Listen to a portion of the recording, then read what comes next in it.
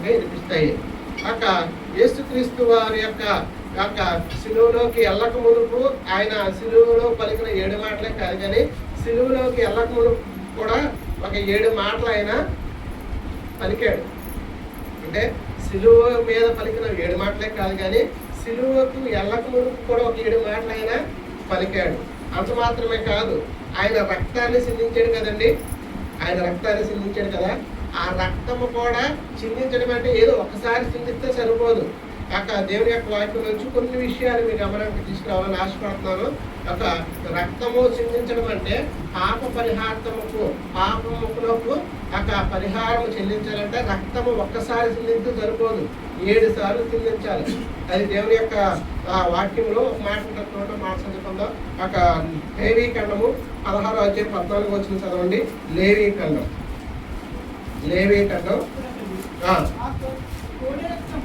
కోడి రక్తము తీసుకుని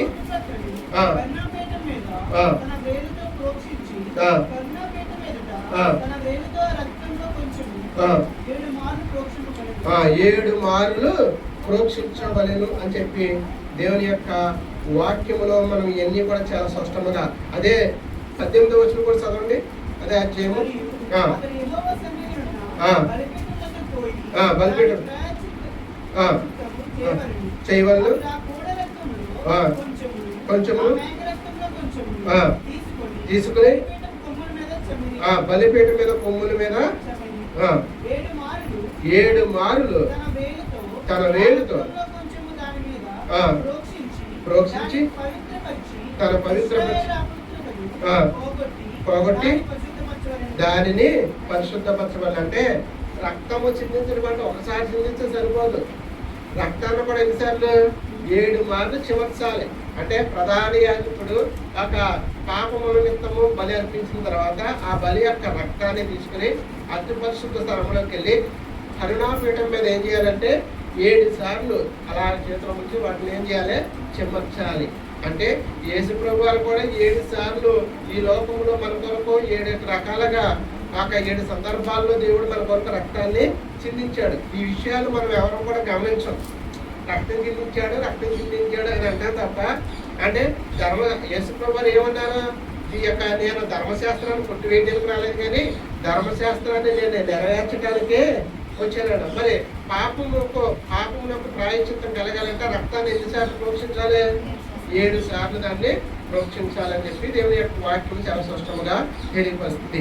మరి 7 సార్లు ఏ సందర్భాల్లో ఆయన రక్తాన్ని సిందించాడు మీకు తెలిసింది చెప్పండి.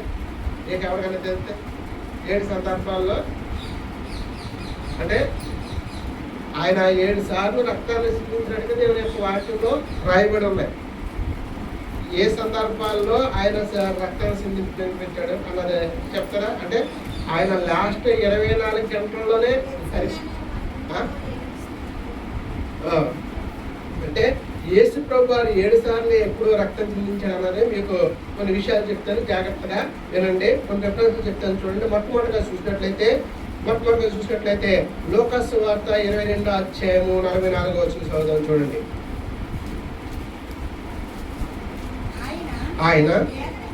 ఆయన వేదన పడి మరింత ఆతురముగా ప్రార్థన చేయగా ఆయన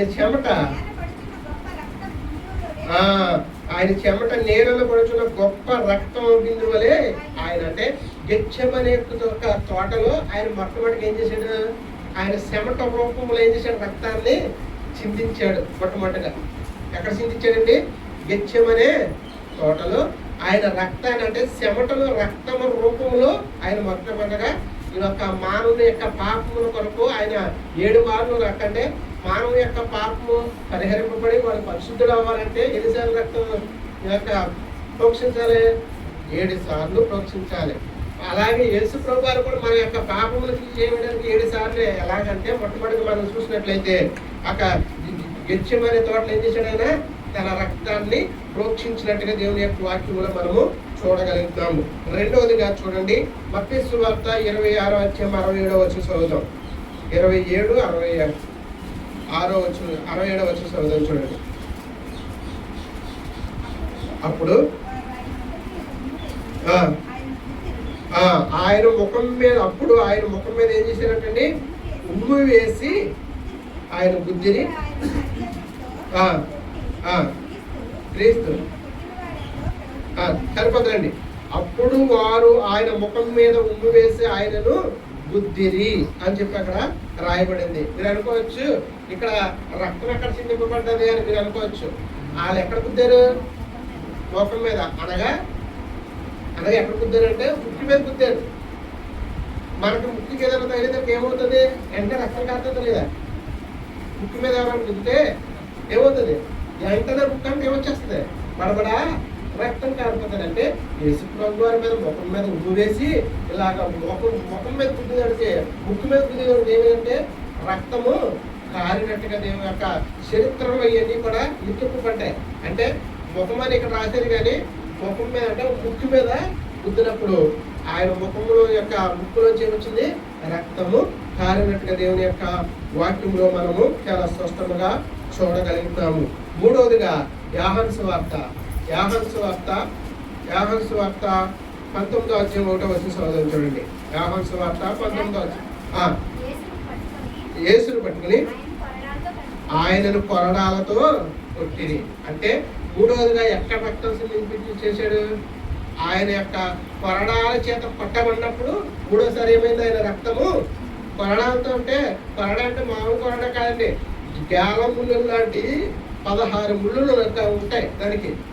ఒక్కసారి కొరడా చేసి ఇలాగ కొట్టి ఇలా లాగితే 16 చోట్ల గాయాలు మాంసం ముద్దల కింద లాగుతాయంట. అక్క మీకు హ్యాష్ ట్యాగ్ సినిమా చూసారా? ఆ సినిమాలో ఆ యాక్ట్ చేసిన యాక్టర్ పేరు ఏంటంటే జిమ్ హాస్గిన్ ఏదో ఉంది. జిమ్ హార్బిన్ ఏదో ఉంది. అతని పేరు నాకు పూర్తిగా తెలీదు. అంటే ఎప్పుడో విన్నాను. ఆ సినిమాకి ఎవరు డైరెక్ట్ చేశారంటే మెల్ గిబ్సన్ అని చెప్పి ఆయన డైరెక్ట్ చేశాడు. ఈ మెల్ గిబ్సన్ ఈ యొక్క ప్యాషన్ ఆఫ్ ది క్రైస్ట్ అనే సినిమా ఎలా ఉంటుందంటే యేసుక్రీస్తు యొక్క జీవితంలో జరిగిన ఆఖరి 24 గంటల స్టోరీ మాత్రమే ఉంటుంది. ఈ మెల్ గిబ్సన్ ఆయన ఒక డైరెక్టర్, ఒక నిర్మాత.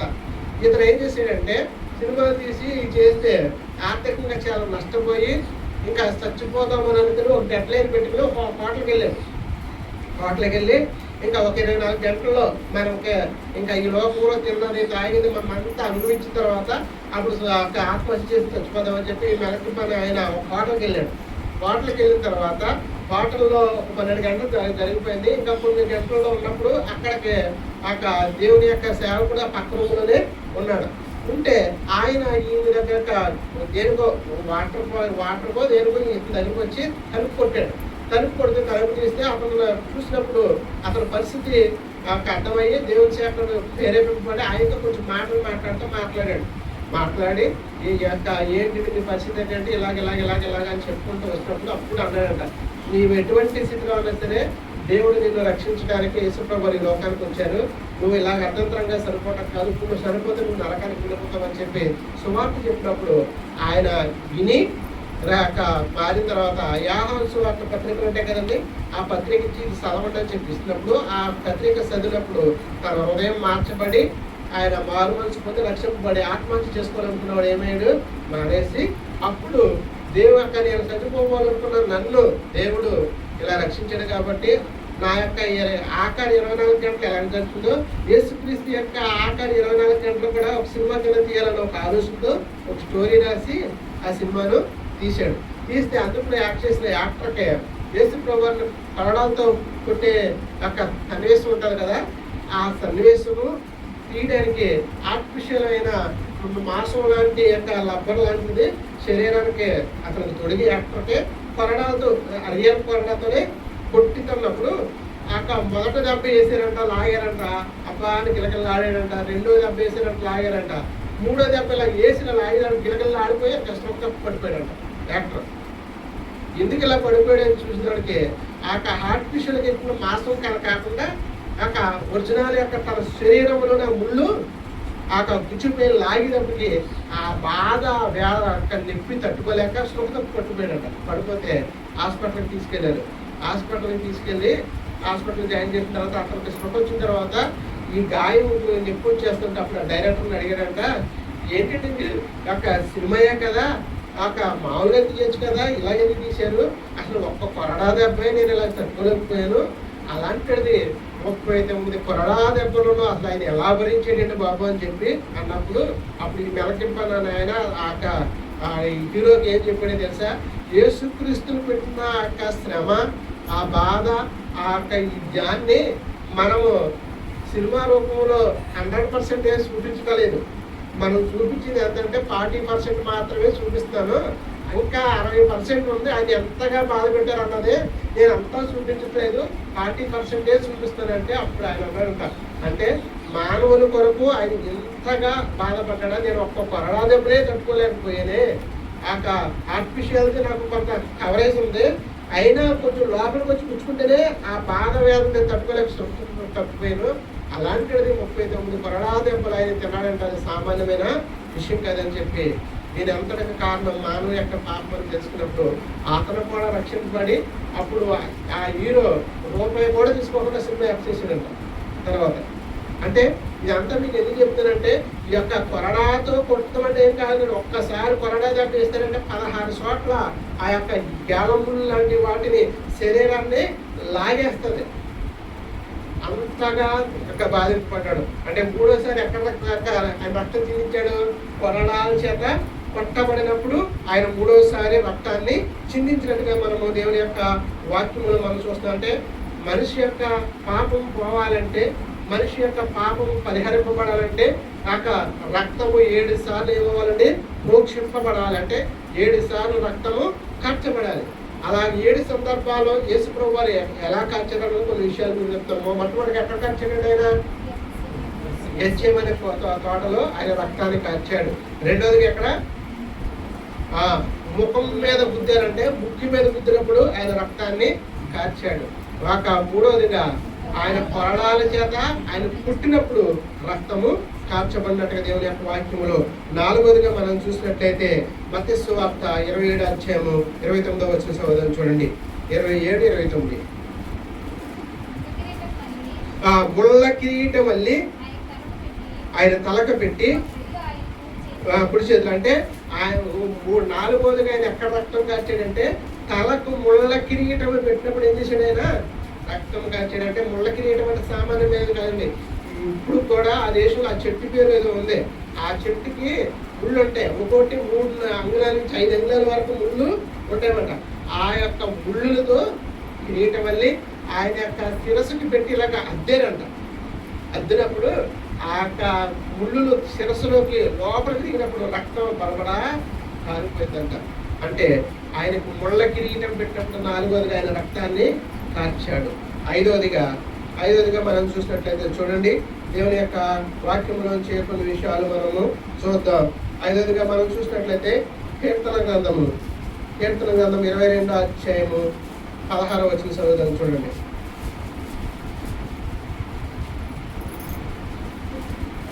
కీర్తన గ్రంథం 22:16.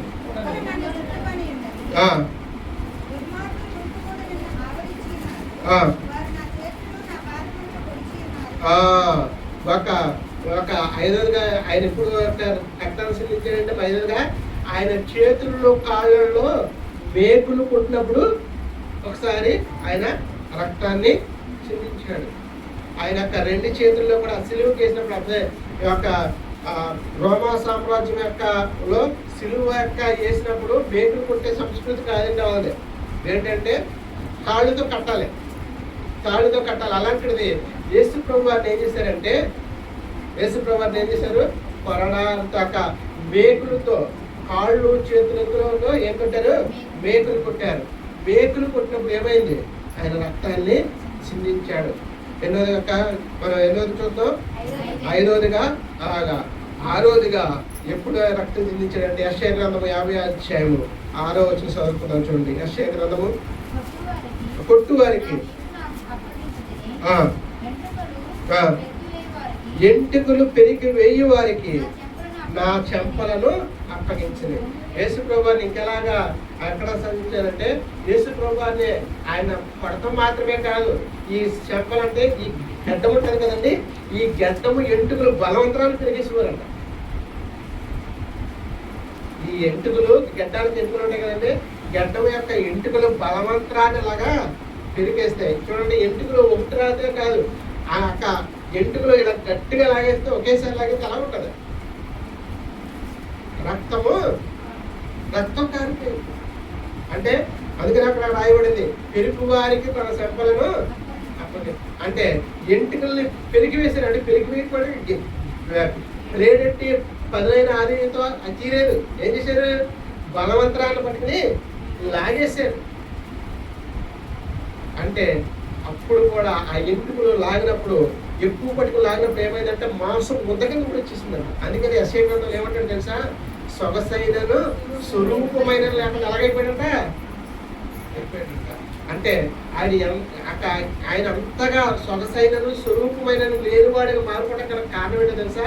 ఈ చెంపలు ఈ లాగేస్తే మాంసం ముద్దలలాగా వచ్చేసినాయి అంటే ఎంటుకలతో పాటు. ఇప్పుడు ఒక ఎంటుకు లాగితే మనకి ఎలా ఉంటుంది? ప్రాణం విలువలరా పడుతుంది. అలాంటిది చెంప ఎలా పట్టుకుని అంటే యూదులు ఏంటంటే గడ్డం పెంచుకుంటారు, బారుగా పెంచుకుంటారు అన్నమాట. చేతికి అన్నంత పట్టుకుని ఇలా పట్టుకుని లాగేసుకోరంట. లాగైతే ఆ మాంసముతో ఊడొచ్చేసి రక్తము పడబడా కాకపోయిందంట.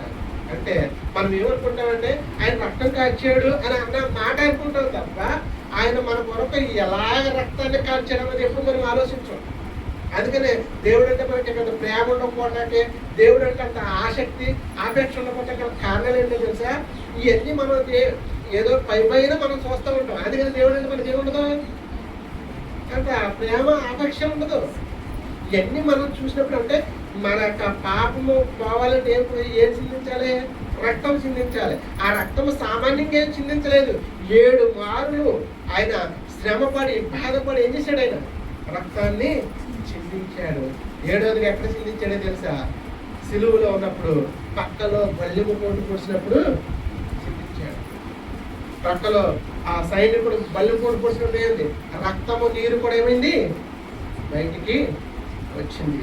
అందుకనే చూడండి, యోహాను సువార్త 19:34 చూడండి. యోహాను సువార్త 19:34. సైనికులు ఒకడు వీటితో తన పక్కన పొడిచెను, వెంటనే రక్తమును నీరును కారెను. చూడండి, అంటే యేసు ప్రభు వారు మానవుని యొక్క పాపం పోవాలంటే ఏదో ఒకసారి రక్తం చిందిస్తే చాలండి. ఎన్నిసార్లు చిందించాలి? 7 సార్లు. ఆ 7 సార్లు కూడా ఏం చేశాడు ఆయన? యేసు ప్రభు వారు ఏం చేశాడు? 7 సార్లు కూడా రక్తాన్ని చిందించాడు. 7 దేనికి సాంకేతికమో తెలుసండి? 7 దేనికి? సంపూర్ణతకు సాదృశ్యం. 7 అన్నది ఒక సంపూర్ణతకు సాదృశ్యం. అంటే దాన్ని సంపూర్ణం చేసినట్టుమాట. అంటే మనిషి యొక్క పాపం పోవాలంటే 7 సార్లు అది చిమర్చాలి కనుక రక్తాన్ని. అలాగే 7 సార్లు కూడా ఏం చేసేది? వేసుకున్నవారు రక్తాన్ని మన కొరకు కాచి ఆ పాపములకు కావలసిన ఆ పరిహారాన్ని అనేది ఏం చేశాడు? 7 మార్లు సింధించి ఆయన ఏం చేశాడంటే మనకు పాప క్షమాపణ దేవుడు మనకి అనుగ్రహించాడు. అందుకనే 7 అన్నదే సామాన్యమైన విషయం కాదు. ఎప్పుడు 7 మాటలు మనం ధ్యానించడం మాత్రమే కాదు, ఇలాంటి విషయాలు కూడా మనం ఏం చేయాలి? ధ్యానించాలి. ఇలాంటి విషయాలు కూడా మనము ధ్యానించాలి. ఎందుకంటే 7 అన్నది చాలా ప్రాముఖ్యమైనది. అంటే ఇక్కడ మనం చూసుకున్నాం, 7 సార్లు రక్తాన్నైనా మన కొరకు చిందించాడు. అందుకే మనందరికీ ఏమొచ్చింది? పాప క్షమాపణ వచ్చింది. రక్తము చిందింపకుండా పాప క్షమాపణ కలగదు అని చెప్పి ఎబ్రీ పత్రికలో దేవుని యొక్క వాక్యంలో మనం చూస్తాం.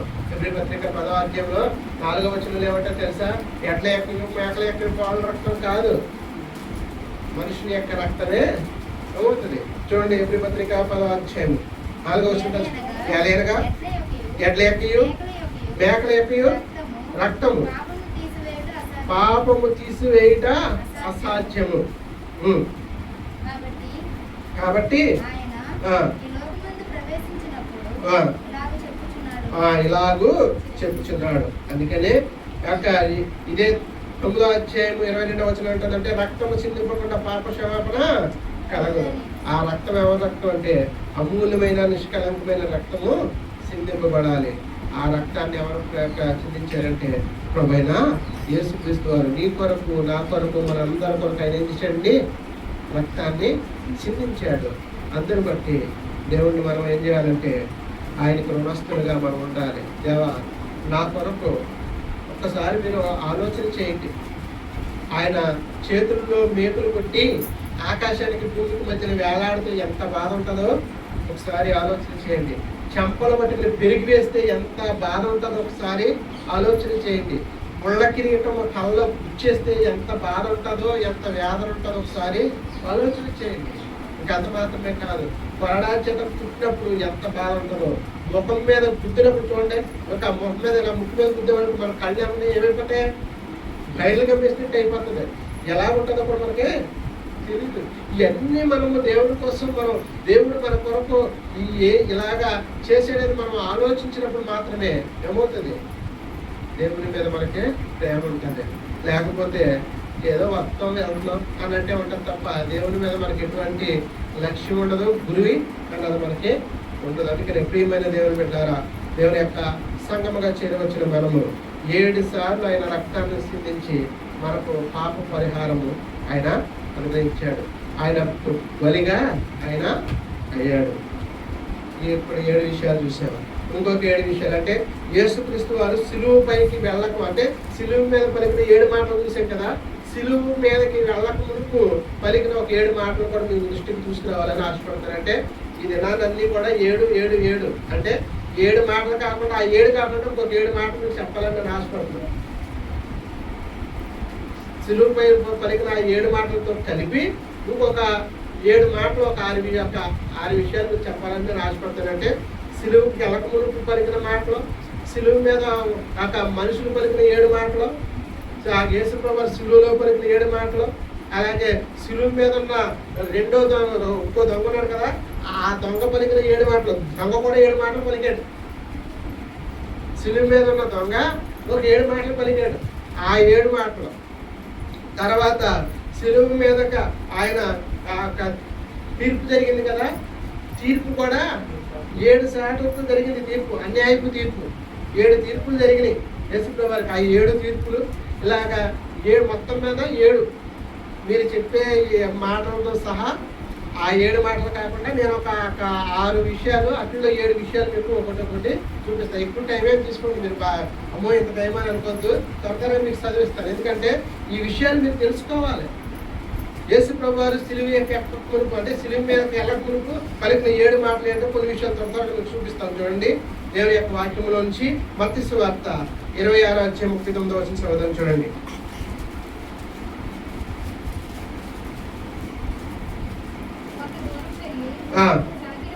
సాగిలపడి నా తండ్రి,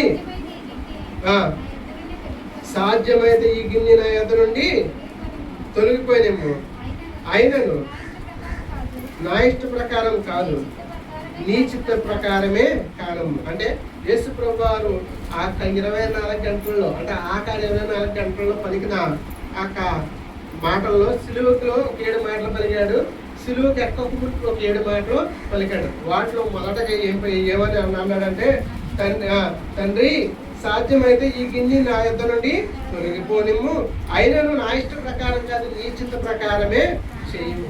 అంటే ఆయన సిలువకి ఎక్క ముందు పలికిన మొదట 7 మాటలు మొదటి మాట ఏంటంటే, తండ్రి నీ చిత్తమైతే ఈ గిన్నె నా యొద్ద నుండి తొలగించు అని చెప్పి అక్కడ పలికినట్టుగా దేవుని యొక్క వాక్యంలో మనం చూస్తున్నాం.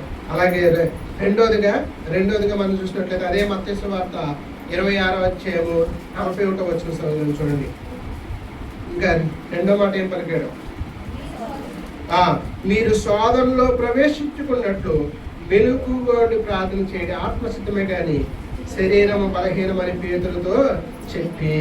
యేసుప్రభు వారు సిలువకి వెళ్ళక మునుపు పలికిన ఒక 7 మాటలలో రెండో మాట ఏంటో తెలుసా? ఏం పలికాడండి? మీరు సోదరుల్లో పడకుండా మెలుగుగా ఉండి ప్రార్థన చేయండి. అంటే ఆయన సిలువకి వెళ్ళక మునుపు ఆయన గురించి మాట్లాడుకున్నాడు. అలాగే తన శిష్యులతో కూడా ఏం చేస్తున్నాడు? మాట్లాడుతాడు. మీరు సోదరులో పడిపోతారు, సోదరులో పడకుండా ఉండాలంటే మీరు ఏం చేయాలి? ప్రార్థన మాత్రమే మీరు చేయాలి.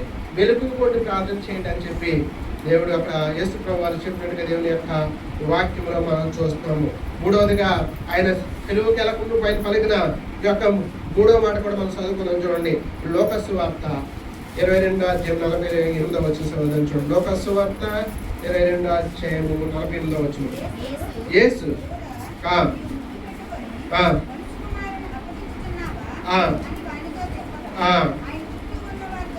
సరిపోదులండి. ఇంకా మీకు బాగా అర్థం అవ్వాలంటే మత్తయి సువార్త 26వ అధ్యాయము 50వ వచనం చదివితే స్నేహితుడా అక్కడ అని అంటాడు. చెలికాడా నీవు చెయ్యి వచ్చినది చెయ్యమని అతనితో చెప్పగా సరిపోతులండి. ఈ మాట ఎవరితో పలికాడంటే యోధా ఇస్కరియోతుతో, తన శిష్యుడైన యోధా ఇస్కరియోతు ఏమంటాడంటే చెలికాడా అంటాడు. అంటే ఏంటంటే చెలికాడ అంటే అతనంటే స్నేహితుడా. ఏమని పలికాడు? స్నేహితుడా నువ్వు చేయవలసిన పని చేయమని ఆయనతో చెప్పినట్టుగా దేవుని యొక్క వాక్యంలో అసలే అప్పగించే టైంలో లేక మరణానికి అప్పగించేస్తున్నాడు. ఇటువంటి వ్యాధుల్లో ఇటువంటి నిందల బాధ ఇవన్నీ వస్తాయని చెప్పి యేసుప్రభువుకి ముందే తెలుసు. అటువంటి పరిస్థితికి అప్పగించేవాడిని ఏమనిపిస్తున్నాడు? చెలికాడు అంటే స్నేహితుడా అనిపిస్తున్నాడు. మనమైతే ఏం చేస్తాం? ముందుగా విషయాలు మనకు తెలిసి మనం ఏం చేస్తాం? ఎరా పరిస్థితి దాకా వచ్చేవాడు అని చెప్పి ముందే ఏం చేస్తాం? ఎంత ద్రోహం చేసేవారా నీవు నిన్ను నమ్మి నా దగ్గరకు వచ్చినంత సొమ్ము అంతా కూడా నీ చేతిలోనే పెట్టాను కదరా, నీకే ఇచ్చాను కదరా, దాన్ని మెయింటైన్ చేయాలని నీకే ఇస్తే ఇంతమందిలోకి ఎవరికి ఏమన్నా నీకు ఇస్తే నువ్వే నన్ను ఇలా చేత పెట్టరా దోహి అని చెప్పి ఏం చేయాలి? తిట్టేయాలి. కానీ యేసుప్రభువు అక్కడ ఏమన్నారా? స్నేహితుడా నీ పని నువ్వు చెయ్యమని చెప్పి అక్కడ పలికినట్టుగా దేవుని యొక్క వాక్యం అందుకే అంటాడు. అంటే ఏమన్నాడంటే 50వ వచనంలో యేసు చెలికాడా నీవు చెయ్యవలసినది చెయ్యమని అతనితో చెప్పాను. అంటే దేవుని యొక్క అంటే ఈ మాటలు మీకు ఎందుకు చెప్తున్నారంటే ఆయనకి ముందుగా ఇవన్నీ తెలుసు. కానీ ఆయన చనిపోయేటప్పుడు కూడా ఎవరిని ఏం చేయలేదు? నిందించలేదు, బాధపడలేదు. చనిపోయే టైంలో కూడా ముందు కూడా ఏం చేస్తున్నాడు? ఆయన తన ప్రేమను మన పట్ల చూపిస్తాడు. అంటే తనకు ద్రోహం చేసిన వాడి పట్ల కూడా ఏం చూపించగలుగుతాడు? ప్రేమను చూపించగలుగుతాడు. అంత మాత్రమే కాదు. నన్ను 4వ మాట ఇక్కడే ఉంటుంది చూడండి. 4వ మాట 63వ వచనం సహోదరులు చూడండి. 52వ వచనం. యేసు నీ కత్తి వరలో తిరిగి పెట్టుకును. ఏమంటాడండి? ఏమంటున్నాడు? పేతురుతో అంటున్నాడు. మొట్టమొదట పలికిన మాట ఏంటంటే ఆయన గురించి పలుకున్నాడు. రెండోది శిష్యుల కొరకు యొక్క మాట్లాడాడు. మూడోది తను అప్పగించిన ఉన్న యోధా ఇస్కరియోతుకి ఆ మాట తెలియపరిచాడు. నాలుగోది ఎవరికే? పేతురుకి. ఏం చేశాడు? పేతురు యేసుప్రభువుని పట్టుకోపోయేవాడికి వెంటనే ఏం చేశాడు? కత్తి తీసి ఏం చేశాడు? చెవి నరికేశాడు. అతని పేరేంటో తెలుసా? మల్క్ అనే ఒక దాసుడు ఉన్నాడు. ఆ దాసుని యొక్క చెవిని వెంటనే అంటే ఇలాగ వేయడానికి ఇలా తప్పుకుని ఉంటాడు. అసలు యాక్చువల్గా పెడ మీద వేయవలసింది తప్పుకుంటే ఏమైంది? శివు మొత్తం ఇవ్వండి. అప్పుడు యేసుప్రభువు ఏమన్నారు? పేతురుతో ఏమన్నారు? నీ కత్తి వరలో పెట్టు అని చెప్పి పలికాడంటే తనని పట్టుకుంటాకు వచ్చిన వారిని అదే మనమైతే ఏం చేస్తాం? నువ్వేరా నాకు నిజమైన శిష్యుడురా, నీవేరా నా నమ్ముడు బంటూరా, నా కొరకు నువ్వు ఎంత చేసావా అని చెప్పి ఏం చేయాలి? మెచ్చుకోవాలి. కానీ అక్కడ ఏం చేశాడు? తప్పుగానే ఖండించాడు. అది ఎవరి కోసం చేశాడు? పేతురు తన కొరకు చేశాడా? యేసు కోసమే చేశాడు. కానీ అటువంటి సందర్భంలో కూడా ఏం చేశాడు? అతన్ని ఖండించి నీ కత్తి నీ వరలో పెట్టు, కత్తిని పట్టువాడు కత్తితోనే నశించిపోతాడని చెప్పిన సందర్భం మనం చూడగలుగుతుంటే యేసుప్రభువు వారు సిలువ మీదకి వెళ్ళకుండా పలికిన 7 మాటల్లో మీకు ఎన్ని మాటలు చూసామండి? 4. ఇప్పుడు మేము ఆఖరిని అడిగితాను. నేను చెప్పిన 7 మాటలని కూడా రాసుకుంటారు, ఏం చెప్తుందో తెలియదు, అన్నీ చెప్పాలి. ఆఖరిన 7 మాటలు అంటే 7 మాటలు ఆయన రక్తం చిందించిన 7 సందర్భాలు చెప్పాలి. ఇప్పుడు ఆయన సిలువకి అక్కప్పుడు పలికిన 7 మాటలు చెప్పాలి. సిలువలో పలికిన 7 మాటలు చెప్పాలి. ఇంకా కొన్ని విషయాలు ఆయనకు జరిగిన 7 తీర్పులు, అన్యాయ తీర్పులు ఏంటో కూడా చెప్తారు. అవి కూడా మీరు చెప్పాలి. ఎందుకంటే ఈ మీ మనసులో ఉండాలి. మీ మనసులో ఉన్నప్పుడు మాత్రమే దేవుడికి మనం చాలా దగ్గరగా ఉండగలుగుతాం. ఇంకా చూసినట్లయితే చూడండి, ఇప్పుడు ఎన్ని విషయాలు చూసాం మనం? 4 విషయాలు చూసాం. 5వదిగా మనం చూసినట్లయితే ఇదే మత్తయి సువార్త 26:63 చదువుదాం చూడండి. 26:63. ఎలాగా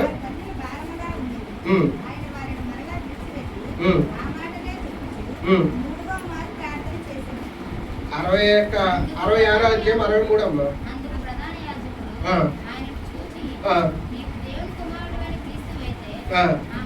ఆ మాట మాతో చెప్పమని నీకు ఆనబెడుతున్నాను. అందుకు యేసు నీవు అన్నట్టే.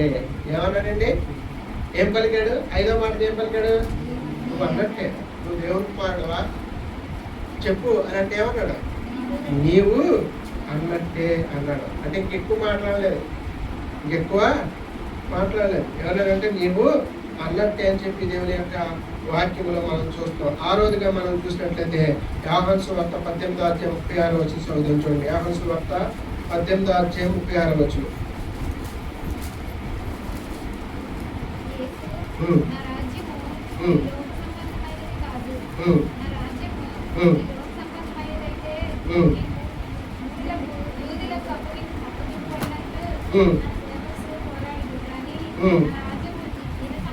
ఇక సంబంధమైనది కాదు.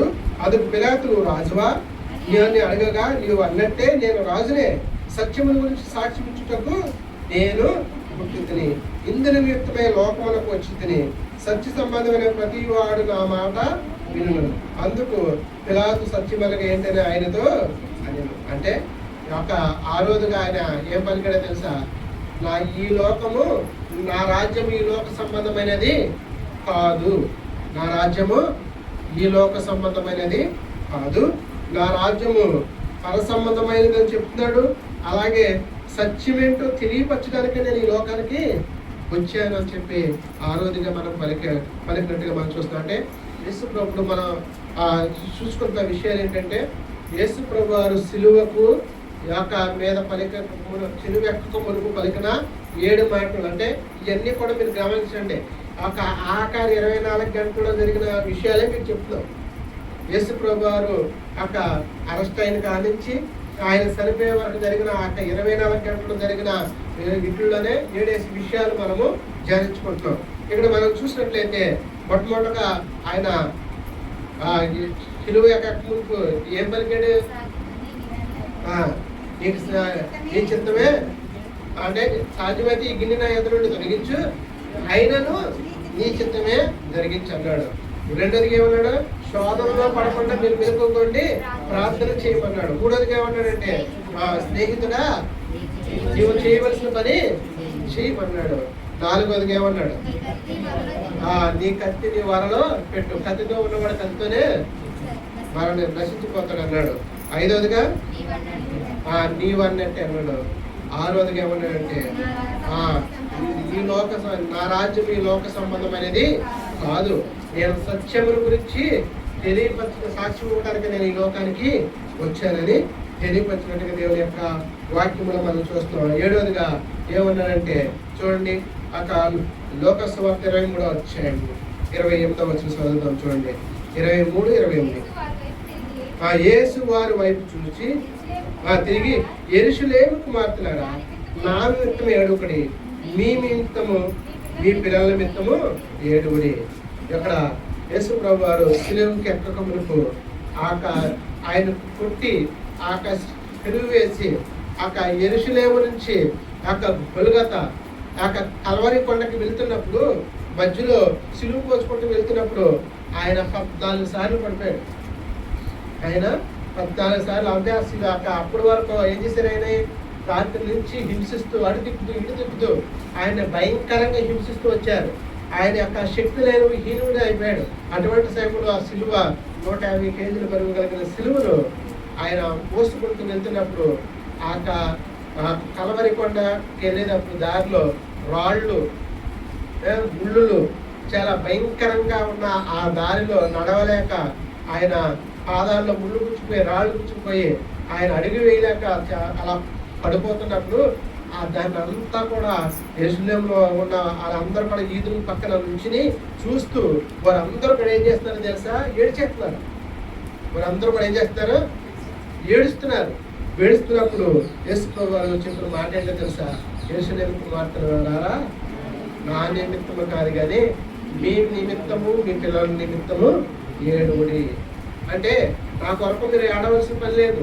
ఎందుకంటే నా కొరకు మీరు ఏడవకుండా మీ నిమిత్తం మీరు ఏడవండి అని చెప్పి దేవుడు అక్కడ పలికినట్టుగా దేవుని యొక్క వాక్యం. అంటే ఇక్కడ మనం అర్థం చేసుకోవాల్సిన విషయాలు ఏంటంటే ఆయన అంత బాధలో నుండి కూడా మన క్షేమాన్ని ఆయన కోరుకుంటున్నాడు. అదే మనమైతే ఏం చేస్తాం?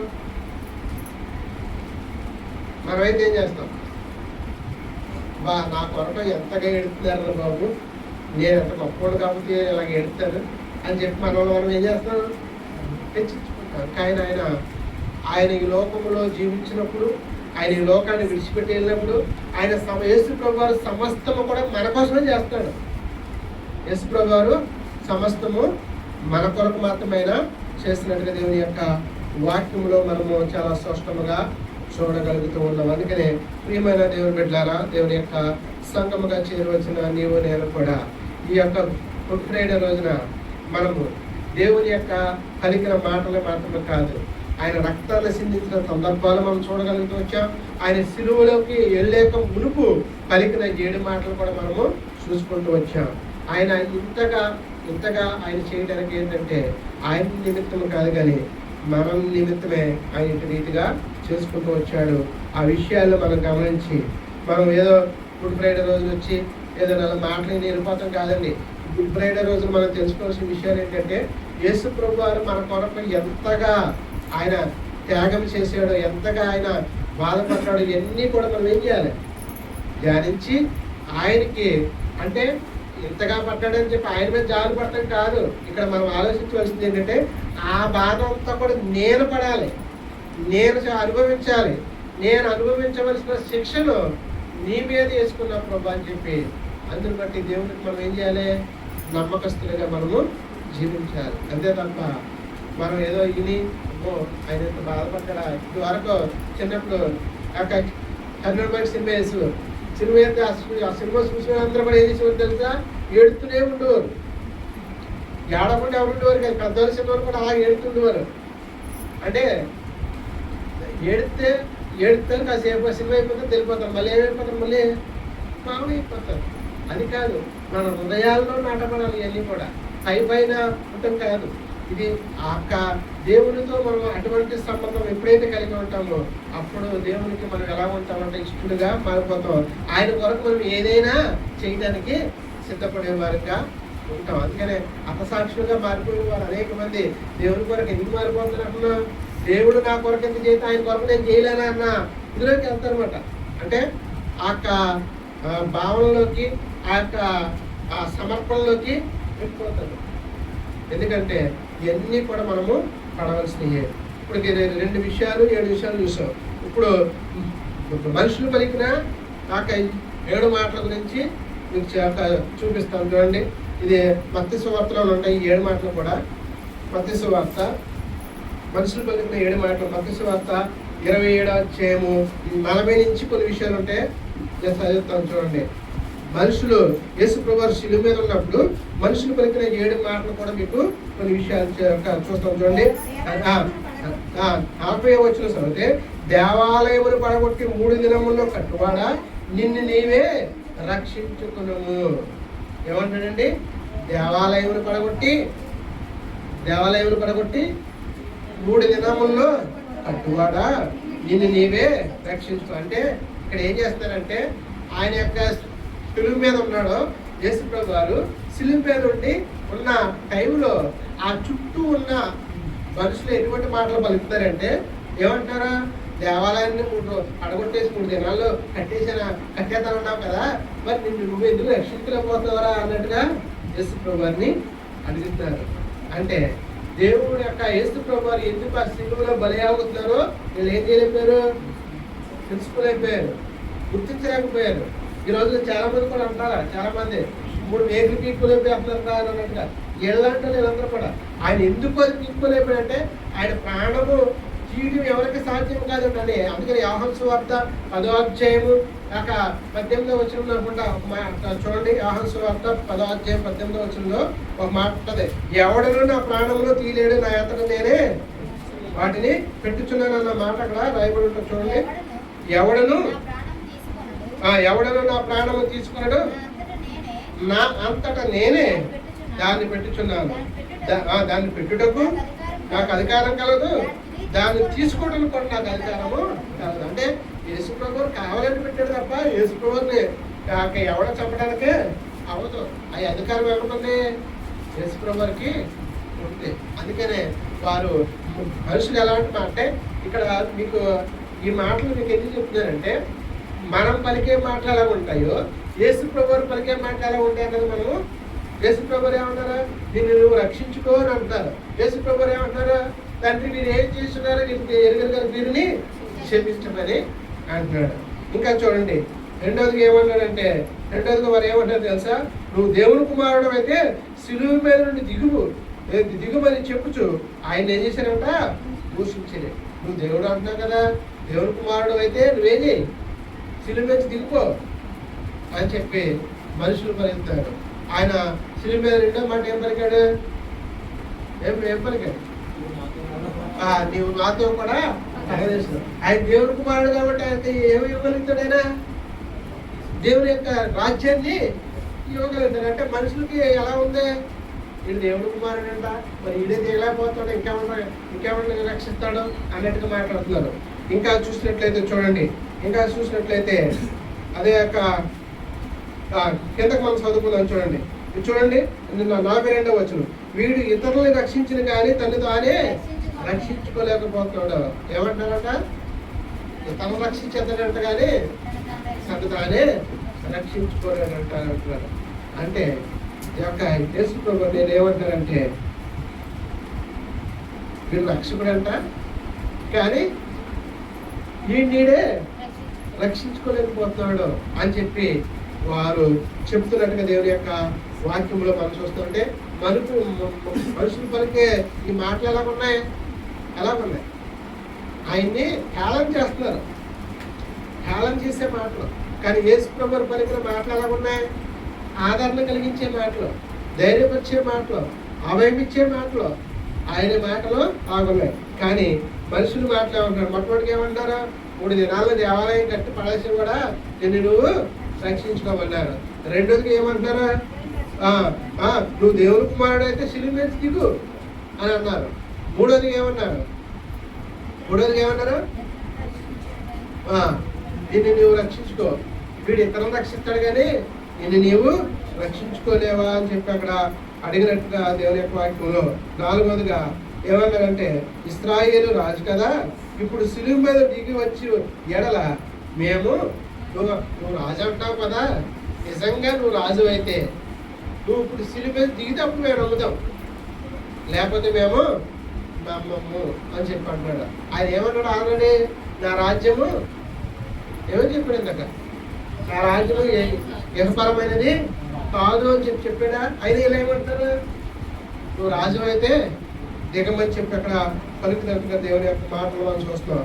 ఇంకో 5వ వచనంగా చూసినట్లయితే, వాడు దేవుని యందు విశ్వసించెను, నేను దేవుని కుమారుడు అని చెప్పిన కనుక ఆయనకి ఇష్టడైతే ఇప్పుడు వారిని తప్పించినని చెప్పాను. అంటే ఇది దేవుని కుమారుడు అని చెప్పుకుంటాడు కదా, నిజంగా ఇది దేవుని కుమారుడు అయితే, తండ్రికి ఇష్టమైనడు అయితే ఆ దేవుడే రక్షించింది కదా, ఎందుకు రక్షించలేదు అని చెప్పి మనుషులని ఏం చేస్తారు, ఆయన ఎదుట పలికినట్టుగా దేవుని యొక్క 5వదిగా మనం చూసినట్లయితే, నువ్వు దేవుని కుమారుడు అయితే, నువ్వు దేవునికి ఇష్టమైన వాడు అయితే దేవుడు నిన్ను ఏం చేస్తాడు, రక్షిస్తాడు కదా, ఎందుకు రక్షిస్తాడని చెప్పి అక్కడ ఆయన్ని ప్రశ్నిస్తున్నట్టుగా దేవుని యొక్క వాక్యంలో మనం చూస్తున్నాం.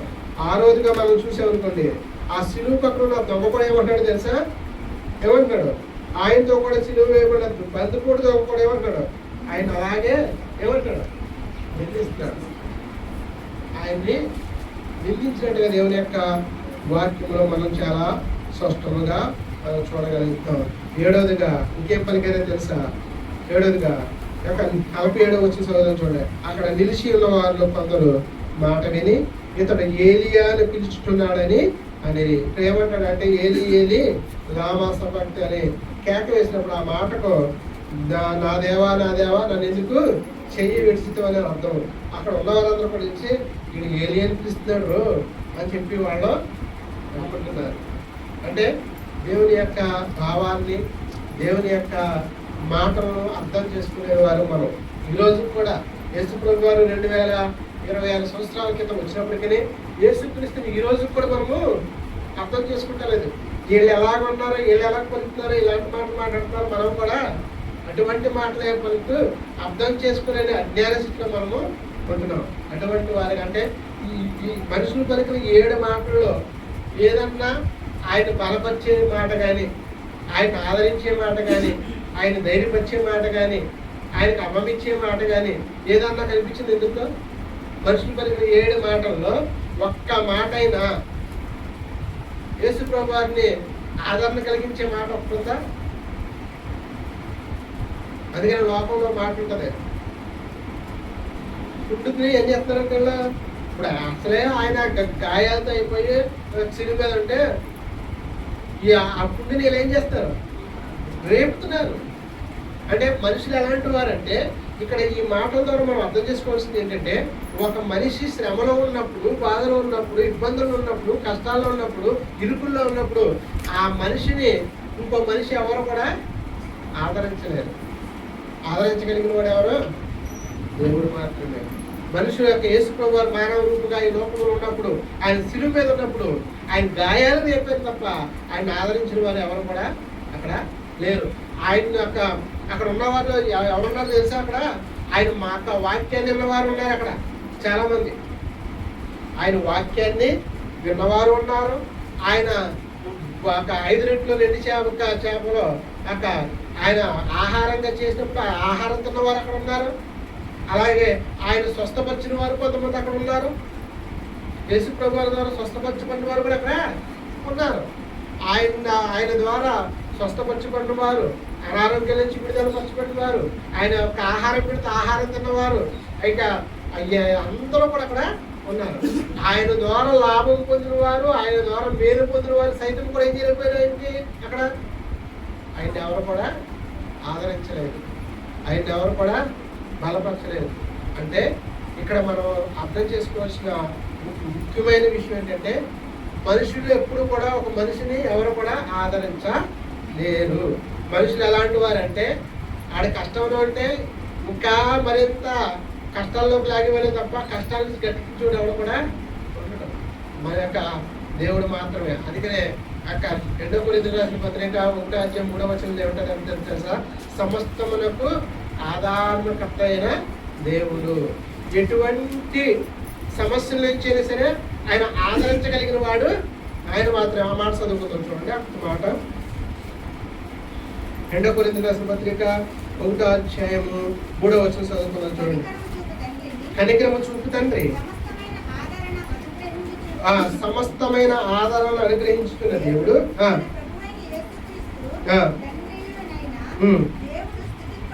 కాక దేవుడు మిమ్మల్ని ఏ ఆధారంతో ఆదరించున్నాడో ఆ ఆధారం అదో ఇక్కడ ఏమైపోయిందండి? ఏమైపోయింది? ఎట్టి శ్రమలో ఉన్న వారినైనా ఆదరించుటకు శక్తి కలిగినట్టు. అంటే ఆయన ఎలాంటి వాడు అంటే తెలుసండి, ఆయన దేవుడు, మన దేవుడు యేసు ప్రభువు ఎలాంటి వారు తెలుసా? మనం ఎట్టి శ్రమలో ఉన్నా, ఎట్టి బాధలో ఉన్నా, ఎట్టి నష్టంలో ఉన్నా, ఎటువంటి వారినైనా ఆదరించగలిగే శక్తి కలిగిన వాడు ఆయన. మనుషులేంటి ఎట్టి పరిస్థితులు ఉన్నా సరే వాళ్ళు ఏం చేయలేరు, ఆదరించలేరు. అందుకనే ఈ యొక్క యేసు ప్రభువు వారు పలికిన 7 మాటల్లో మనము ధ్యానించక మునుపు దేవుని యొక్క వాక్యం వచ్చి మనుషులు పలికిన 7 మాటలు మనము చూడగలుగుతాం. ఆయన పలికిన 3 మాటలు కూడా మొదటి ఏంటి? మనకి ఎంత ధైర్యం ఇచ్చే మాటలు.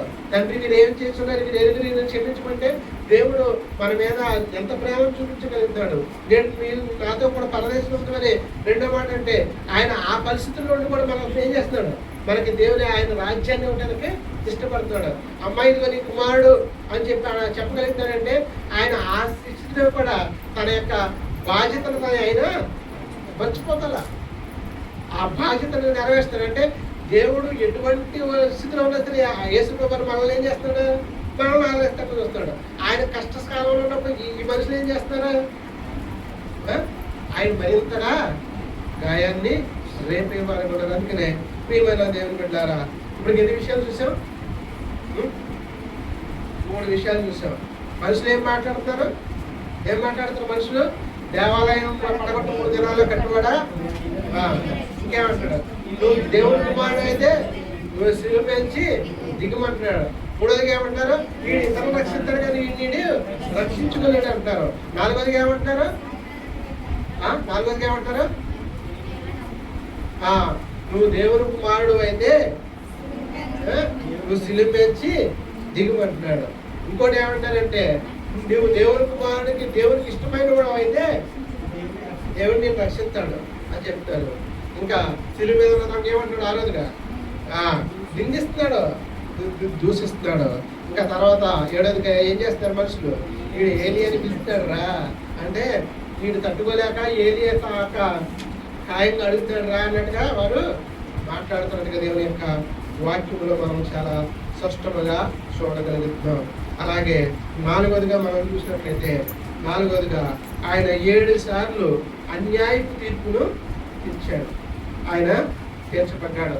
ఈ ప్రపంచంలో ఏ న్యాయస్థాయిలోనైనా ఏదైనా సరే ఇది యొక్క ఏమంటారు తెలుసండి, టైమింగ్ ఉంటుంది.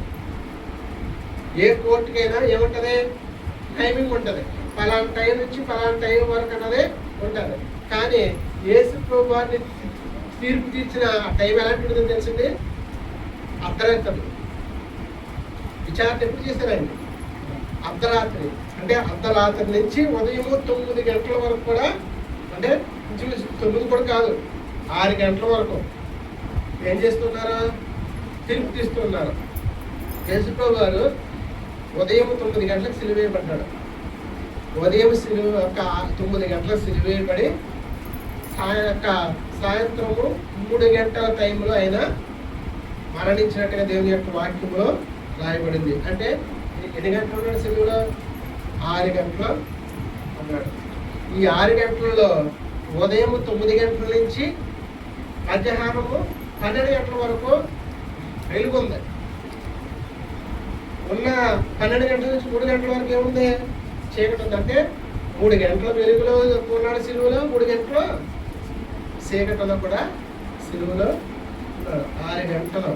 అంటే ఇవన్నీ కూడా ఈ 6 దేనికి చూసినా, 6 అనే సంఖ్య దేనికి చూసినా మానవుడిని చూసిన. మానవుడిని ఎప్పుడు తయారు చేశాడు దేవుడు, 6వ దినాన్ని. అంటే మానవుని కొరకు ఆయన 3 గంటలు చీకటిలో 3 గంటలు.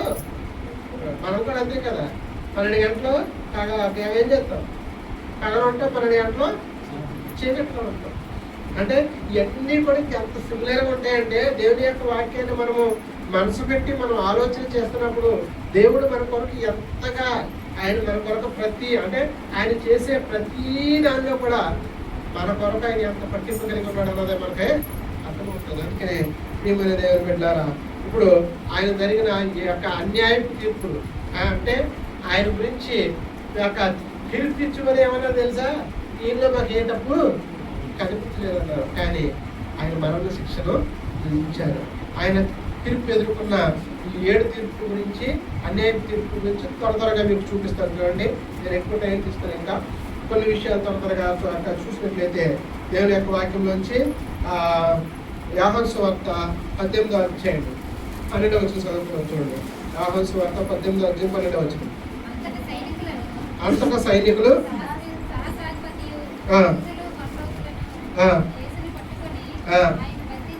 ఆయన బంధించి మొదట అన్న యొద్దకు ఆయన్ని తీసుకుని పోయి, మొట్టమొదటగా ఆయనకి తీర్పు తీర్చడానికి ఎక్కడ తీసుకొచ్చారు, అన్న.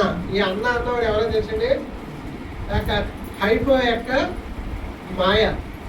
అంటే ఆ సంవత్సరము ప్రధాన యాజకుడు ఉన్న హైపో యొక్క మామగారు ఈ అన్న. ఈ హన్నా అన్న వ్యక్తి కైఫకు ముందు ఉన్న ప్రధాన యాజకుడిగా ఉన్నాడు. ఎవరు? ఈ హన్నా అన్న వ్యక్తి ప్రధాన యాజకుడిగా ఉండి అతను రిటైర్డ్ అయిపోయాడు. ఒక రకంగా చెప్పాలంటే ఇప్పుడు మన భాషలో చెప్పాలంటే ఏమయ్యాడు? ఆయన రిటైర్డ్ అయిపోయాడు. రిటైర్డ్ అయిపోయాడు కానీ మరి అల్లుడు కదా, పెద్ద ఇతనే చేస్తున్నాడు. ఆల్రెడీ ఎక్స్పీరియన్స్ ఉంది కదా, అందుకనే పెద్ద చేస్తున్నాడు. అందుకనే ఎక్కడ తీసుకెళ్ళారు? మాట అన్న దగ్గరికి తీసుకెళ్ళారు. అన్న దగ్గరికి తీసుకెళ్ళి అక్కడ విచారిస్తే కానీ అతని దగ్గరికి ఏమి కూడా కనుగొనలేకపోయారు. అప్పుడు ఏమన్నాడంటే, నా దగ్గరికి కాదు కానీ నాకు ఆ అధికారం పోయింది కదా, ఇప్పుడు కైఫా దగ్గరికి తీసుకెళ్ళండి అని చెప్పి అంటే మొదట విచారణ ఎక్కడ జరిగిందంటే అన్నా దగ్గర జరిగింది. రెండోదిగా చూడండి, రెండోదిగా మనం చూసినట్లయితే అదే యొక్క యోహాను సువార్త 18:24 చదువుకుందాం. చూడండి, అంతటా అన్న యేసును బంధింపు ఉండగానే ప్రధాన యాజకుడైన కైఫా యొద్దకు పంపించినట్టుగా దేవుని యొక్క వాక్యంలో మనం చూస్తున్నాం. ఈ కైఫా ఎవరంటే ఆ సంవత్సరంలో ప్రధాన యాజకుడిగా ఉన్నాడు. ప్రధాన యాజకుడు అంటే అక్కడ సన్హెడ్రిన్ సభలు ఎక్కువ ఉంటుందన్నమాట. ఆ సభకి అధ్యక్షుడు ఎవరంటే ప్రధాన యాజకుడు. ఇక్కడ మనం చూసినట్లయితే కైఫా యాజకుడు తీసుకొచ్చారు కానీ అతను ఏం చేశాడంటే అతను కూడా ఎందుకు ఏళ్ళలో ఎందుకు ఇలా చేశారో తెలుసండి. ఏళ్ళ చేయడానికి గల కారణం ఏంటో తెలుసా? యూదులకి మరణ శిక్ష విధించే అధికారం వీళ్ళు ఎవరికే లేదు. యూదులకి ఏమి లేదు, మరణ శిక్ష వేసే అధికారము లేదు. అందుకనే ఆయన ఏమైనా సంపాదన అనుకున్నారు కాబట్టి ఇల్లు సాట్లకే వాడుతూ వచ్చారు. మొదటగా అన్నయ్య ఎదుకు తీసుకెళ్లారు, రెండోదిగా ప్రధాన యాజకుడైన కైఫా ఎదుకు తీసుకెళ్లారు, మూడోదిగా ఎక్కడ తీసుకెళ్లారంటే మూడోదిగా మనం చూసినట్లయితే చూడండి మార్క్స్ వార్త 15:1 చదువుకున్నాం. చూడండి, మార్క్స్ వార్త 15:1.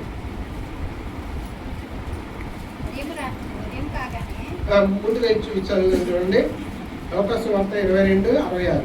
22:66.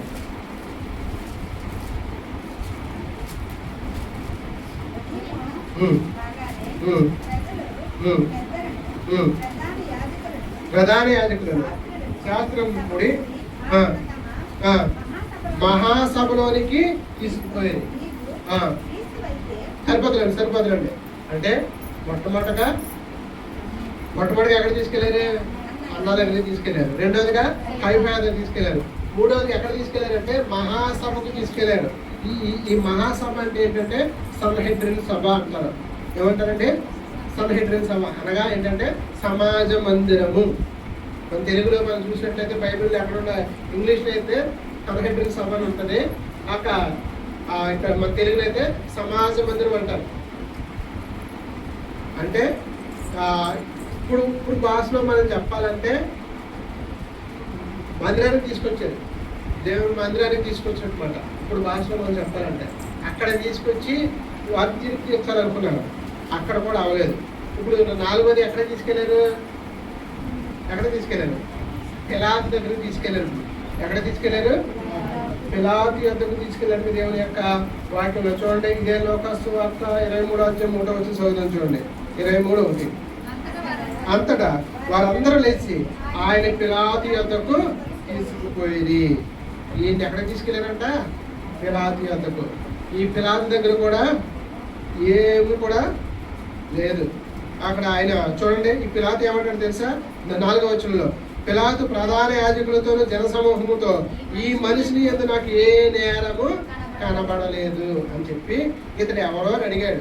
ఇతడు గలిలయ దేశ యొక్క ప్రాంతం వాడు అని చెప్పారు. అప్పుడు ఏం చేశారంటే గలిలయ అక్కడ నజరేతు అన్నది ఇక్కడ కాదు కాబట్టి ఇప్పుడు ఎక్కడ తీసుకెళ్ళమన్నాడు? హేరోదు దగ్గరికి తీసుకెళ్ళమన్నాడు. ఈ గలిలయ నా పరిధిలో లేదు, ఎక్కడ తీసుకెళ్ళమన్నాడు? హేరోదు దగ్గరికి తీసుకెళ్ళమన్నాడు. హేరోదు దగ్గరికి తీసుకెళ్ళారు. ఏ రోజు కంట యేసు గురించి చిన్నాడంట. యేసు ప్రభువారి గురించి విని ఆయన చూడాలని ఇతనికి ఏముండిదంట? ఆశ ఉండిదంట. యేసు ప్రభువుని చూడగా సంతోషం అనిపించి అనేకమైన ప్రశ్నలు అడిగాడంట. మరి ఒక్క ప్రశ్న కూడా దేవుడు ఏం చేయలేదు, జవాబు ఇవ్వలేదు. కానీ అప్పుడు ఏం చేశాడంటే ఇన్ని ప్రశ్నలు అడిగిన జవాబు ఇవ్వలేదని చెప్పి ఇతనికి ఏమొచ్చిందంటే కోపం వచ్చి సైనికులతో ఏం చేశాడు, అపహరించి ఆయనకు ప్రశస్త వస్త్రము తొడిగించి పిలాతు వద్దకు మరలా పంపించాడు. అంటే ఇతరులో నాకు ఏ నేరం కనిపించలేదు, వద్దు అని చెప్పి అక్కడ పంపించాడు, పిలాతు వద్దకు పంపించాడు. పిలాతు దగ్గరికి అంటే ఏ రోజు మళ్ళీ ఎక్కడ పంపించాడు, పిలాతు దగ్గరికి పంపించాడు. పిలాతు కూడా ఏమన్నాడు, పిలాతు కూడా మళ్ళా ఏం చేశాడంటే చూశాడు ఏ నేరం. చూడండి 14 వచ్చిన కానీ మనం చదువుతాం ఇదే అధ్యాయంలో. ప్రజలు తిరగబడినట్లు ఇదిగో ఇతని మీద ఒక్కటైనను నాకు కనబడలేదు, హేరోదు కూడా కనబడలేదు. అంటే ఇక్కడ తీసుకొచ్చారు కాక పిలాతు దగ్గరికి పంపించేసాడు. ముందు ఇప్పుడు ఎన్నైనా 6 తీర్పులు జరిగాయి. మొదట హన్నా, రెండోది కైఫా, మూడోది మహాసభ, నాలుగోది పిలాతు, ఐదోది హేరోదు, మళ్ళీ 6వది ఎక్కడికి వచ్చాడు, పిలాతు దగ్గరికి వచ్చాడు. పిలాతు కూడా అన్నీ చూసి ఇతని దగ్గర ఏది లేదు, ఇతను శిక్షించి వదిలిపెట్టేదారన్నమాట, విడిచిపెట్టేదారంటే అప్పుడు ప్రజలందరూ కలిసి ఆయనకు ఒక తీర్పు తెచ్చారు. ఏం తీర్పు తెచ్చారు, మాకు బర్బాని విడుదల చేసి ఆయన ఏం చేయమన్నారు, సిలువు వేయము అని చెప్పి కేకలు వేసిరి అని చెప్పి అక్కడ రాయబడింది. వారి కేకలే గెలిచాయి అని చెప్పి చూడండి. 21వ వచనం చదువుకున్నట్లయితే వారు విని సిలువు వేయము అని కేకలు వేసిరి.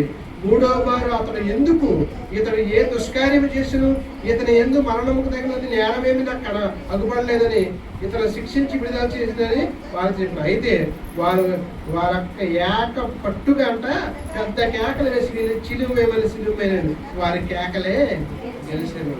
అంటే ఆఖరిగా ఎవరి చేతిలోకి వచ్చింది తీర్పు, ప్రజల తీర్పు. అంటే ప్రజల చేత ఆయన తీర్పు తెచ్చుకుంటాడు. ఒకసారి కాదు, 2 సార్లు కాదు, 3 సార్లు అన్నాడు. ఎవరో పిలాతు, ఈయనలో ఏ నేరం లేదంటే అయినా సిలువే మరలా లేదంటే మరలా సిలువ, నాకు 3 సార్లు అయిపోతుంది. ఇంకా 4వసారి ఏం చేశాడంటే ఇంకా ఈ రక్తము నా మీద నా కుటుంబం మీద లేకుండా ఉండాలని చెప్పినప్పుడు ఆ ఏళ్ళేమన్నారు, ఆ రక్తము నా మీద మా పిల్లల మీద ఉండాలని చెప్పి వారు కోరుకుని ఆయన సిలువకి అప్పగించారు. అంటే 7 రకాలైన తీర్పులు జరిగినాయి. 7 రకాల తీర్పుల్లో కూడా ఎక్కడా కూడా ఆయన నేరం చేసినట్టు ఎక్కడ కూడా కోపడలేదు. ఆయన మీద ఏ నేరాలు మోపారు, ఆయన మీద ఏ నేరాలు మోపారు, ఏ నేరాలు మోపారు? ఒకటే దేవాలయాన్ని పడగొట్టేసి 3 దినాల్లో లేపేతానన్నాడు అని చెప్పు ఒకటే. రెండోది ఏంటో తెలుసా, ఈయన దేవుడు కుమారుడు అని చెప్పుకుంటున్నాడు, దేవదోషణలు చేస్తాడని చెప్పి ఆయన మీద ఒక ఆరోపణ చేశారు. ఇంకేం ఆరోపణ చేశారంటే చూడండి, ఇంకేం ఆరోపణ చేశారో తెలుసా? చూడండి, 23వ అధ్యాయము 2వ వచనం చదువుదాం. చూడండి, ఇతడు మా జనమును తిరగబడ ప్రేరేపించుతున్నారు అని చెప్తున్నారు. ఏం చెప్తున్నారు? ఇతడు ఏమని చెప్తాడు, దేవాలయం పడగొట్టేస్తాను అంటున్నాడు. రెండోది ఏం చెప్తాడు, దేవుడు కుమారుడు అని చెప్పుకుంటాడంటే దేవదోషం చేస్తాడు అంటాడు. అంత మాత్రమే కాకుండా మా జనమును మా మీదే తిరుగుబాటు చేసేదాడిగా ఒక విప్లవకాడు, ఒక ఉగ్రవాది కింద ఉన్నాడు ఇతను అని చెప్పి అతని మీద ఇంకొక ఎవరి మీద, యేసు ప్రభువు మీద. ఇంకా 4వదిగా ఇంకేమైనా చేశారు, కైసరికి పన్ను ఇవ్వద్దు, మీరేమవద్దు, కైసరికి పన్ను ఇవ్వద్దు అని చెప్పి అదొక నేరం మోపారంటే మేము పన్ను కడుతుంటే నీకు పన్ను కట్టొద్దు అని చెప్పి మమ్మల్ని ఏం చేశారు అంటున్నారు అని చెప్పి 4వదికి అన్నారు. ఇంకా 5వదిగా ఏమని చెప్తున్నారు, తాను ఒక రాజు అని చెప్తున్నాడు. ఆయన ఏం చెప్తాడు, ఒక రాజుని నేనే రాజుని అని చెప్పుకుంటాడు. అంటే మీరు మాకు రాజు కానీ ఈయన రాజు అని చెప్తాడు ఏంటండి, ఈయన ఇలా చేస్తాడు, రాజదోహం చేస్తాడు మీకు అని చెప్పి ఆయన మీద ఏం చేస్తారు, నిందలు వేసినట్టుగా దేవుని యొక్క వాక్యంలో మనం చూస్తున్నాము. మేము వింటిమి ఆయన మీద నేరములు మోపసాగిరి అంటే 5 రకాలైన నేరాలు వేసారు ఆయన మీద. ఏంటిది? మొట్టమొదటిగా దేవాలయం పడగొట్టేస్తాను అంటున్నాడు, దేవుని కుమారుడు అంటున్నాడు, అలాగే నీ మీదకి వ్యతిరేకంగా మమ్మల్ని అందరూ కూడా ప్రేరేపిస్తున్నాడు, అలాగే మీకు అన్ని కట్టొద్దు అంటున్నాడు. ఇంకేమంటున్నాడంటే నేనే రాజును, వాళ్ళకి రాజు అని చెప్పి ఇలాగ అంటారని చెప్పి ఈ నేరాలు ఆయన మీద మోపారు. ఈ 5 నేరాల్లో కూడా ఒక్క నేరం కూడా ఇవ్వలేదు, నిరూపింపబడలేదు. అయినప్పటికీ ఆయన ఏం చేశారు? సిలువ వేశారు. అంటే అర్థం ఏంటంటే అన్యాయపు తీర్పు తీర్చాడు. అన్యాయంగా 7 సార్లు ఆయన తీర్పు తీర్చబడ్డాడు. ఇప్పుడు ఎన్ని విషయాలు చూసామండి? 7 విషయాల్లో 4 విషయాలు చూసాం. ఉన్న 3 విషయాలు మీ యొక్క 7 మాటలు అయిపోయిన తర్వాత ఉన్న 3 విషయాలు కూడా చెప్తాం. అంటే ఇప్పుడు 4 కాదా, మీరు ఒక మాట చెప్పారు, మీ 7 మాటలతో పాటు ఎన్ని అవుతాయి? 5 అవుతాయి. ఇంకో 2 విషయాలు చెప్తే 7 కూడా సంపూర్ణం అయిపోతాయి. ఓకే, మీరు అంటే ఇక్కడ మనం నేర్చుకోవాల్సింది ఏంటంటే అన్యాయము ఇదంతా కూడా ఎందుకు జరిగిందో తెలుసా? ఆయన ఏ తప్పు చేయనప్పటికీ, ఆయన ఏ నేరము చేయనప్పటికీ, ఆయన మీద ఏ నేరము ఒక మోపబడినప్పటికీ ఆయన సిలువలో మరణించడానికి కారణం ఒకే ఒక కారణం ఏంటంటే ఆయన సమస్త మానవుల్ని ఆయన రక్షించడానికి లోకానికి వచ్చాడు. అందుకనే ఆయన ఏం చేశాడంటే తండ్రి అయిన దేవుడు మన కొరకు ఆయన శాపగ్రస్తుడిగా మార్చబడ్డాడు. అందుకనే శాపగ్రస్తుడు అయిన వాడు మాను మీద వేలాడ దేవుడు అని చెప్పి దేవుని యొక్క వాక్యంలో సెలవుస్తుంది కనుక ప్రియమైన దేవుని బిడ్డారా, ఈ గుర్తులైన రోజున దేవుడు పలికిన మాటలు మనం ధ్యానిస్తూ మాత్రమే కాదు, ఆయన మన కొరకు చిందించిన యొక్క మాటలు మనం రక్తం చిందించిన 7 సందర్భాలు మనం చూసుకున్నాం. అంత మాత్రమే కాదు, ఆయన మన కొరకు అన్యాయపు తీర్పును 7 తీర్పులు ఆయన ఎదుర్కొన్నాడు. అంత మాత్రమే కాదు, మనుషులమైన మనము దేవుడిని అర్థం చేసుకోలేక ఆయన మీద తిరుగుబాటు చేసే మనుషులుగా ఉన్నాము. ఆ రోజు ఈ రోజు కూడా మనం అటు వారిగానే ఉన్నాము అని చెప్పి దేవుని యొక్క వాక్యంలో మనం చూస్తాం. అంత మాత్రమే కాదు, ఆయన సిలువకి ఎలకమును పలికిన 7 మాటలు కూడా దేవుడు మన కొరకే ఆయన పలికాడని అర్థం చేసుకుంటూ మరింతగా దేవునికి దగ్గరగా ఉంటూ ఆయన చేసిన త్యాగాన్ని జ్ఞాపకం చేసుకుంటూ మనము దేవునికి రుణస్థులు కూడా అని చెప్పి దేవుని పేట మనం చేస్తాము. అందులో లేచి నిల్చున్నట్లయితే చిన్న ఒక పల్లవి ఒక చరణము మనము పాడుకుందాం. పాడుకున్న తర్వాత 7 మాటలు మనము ఇందాక పాడిన పాటలు అపరాధులు వేసే మాటలోనే ఒక కొన్ని 12 వచ్చినాలు మనం పాడుకుందాం. చూడండి. అపరాధిని యేసయ్యా కృప చూపి బ్రోవుమయ్యా, అపరాధిని యేసయ్యా కృప చూపి బ్రోవుమయ్యా,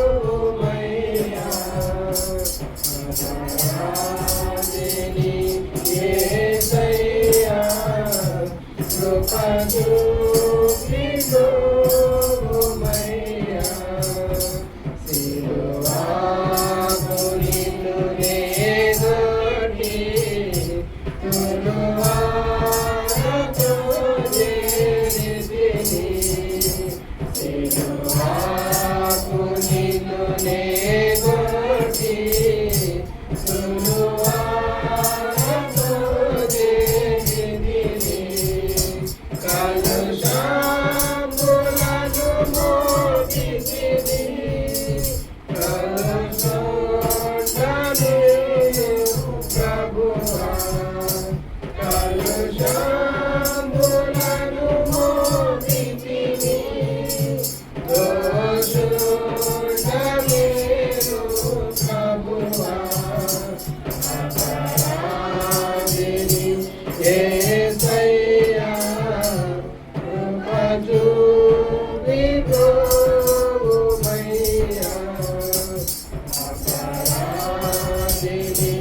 యేసయ్యా కృప చూపి బ్రోవుమయ్యా ప్రాకాల బల్లెము పోటు రక్తున పొడచితినే ప్రాకాల బల్లెము పోటు రక్తున పొడచితినే నీకి వాదించితివి మాకు అద్భుతివయ్యా నీకి వాదించితివి మాకు అద్భుతివయ్యా అపరాధిని యేసయ్యా కృప చూపి బ్రోవుమయ్యా అపరాధిని యేసయ్యా కృప చూపి బ్రోవుమయ్యా. అలా కూర్చోండి, అలా కూర్చోండి.